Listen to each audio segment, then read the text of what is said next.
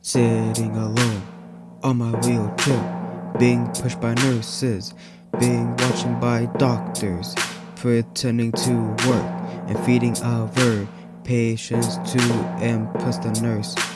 I was civilians. My family is gone, dead in explosion. I am all alone, no one's around me except nurses and other mental people that I don't know. But I kept my cool and spoke to some people. The nurses were kind, but the other doctors were rude. They see us differently, but I still went with the flow of being positive and kept my judgmental words to myself. As I wheeled around, I see a chapel Bible lounge. I wheeled in and I see a coffin. I freak. The coffins around the chapel are not allowed to be here, even in a nursing home. But as I look in the coffin, I see a bloody burnt mother of mine. I screamed. Her organs were exposed. Her skin was so burnt. I see her skeleton on other meats. I turned around and I see more coffins, my family, and all of a sudden everything went black. There was no sight and I couldn't breathe. I was like, get out of my sight.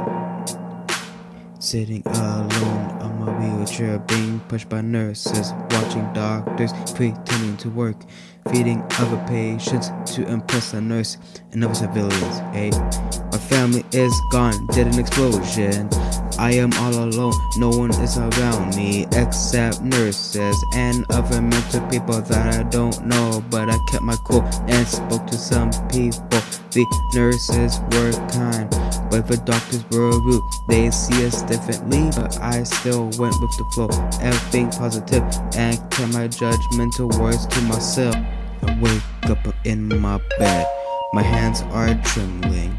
I am super tired, but after what happened, I started to cry, but still I had to be strong. And I am not crazy, I am not wrong. I saw my mom, I miss my family, I can't handle it anymore. I get up from my bed and go to my wheelchair. I got up on a wheel to the kitchen just to end it, and I grabbed the fork and I pierced myself. Oh my god, I feel happy, relaxed, my spirit is going. But before I went to the good place, I cried this whole time, cause I was crazy as I see my family in the chapel breathing and pain. My joy of death was no longer a problem, but a mistake, and I hate it.